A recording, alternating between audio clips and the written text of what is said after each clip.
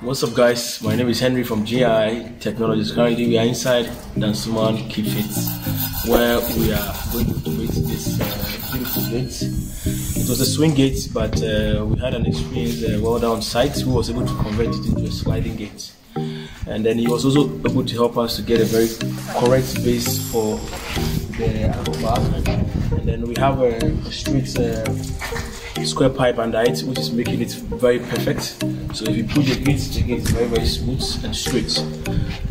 Those are the few issues that we were able to help correct it, So we'll be here for some few hours just to get it automated so that they can use their remote control for it. So if you have any project, any kind of automation, whether gates or garage automation, make sure you give us a call. Like we say, we have due for every budget and town. So call us now.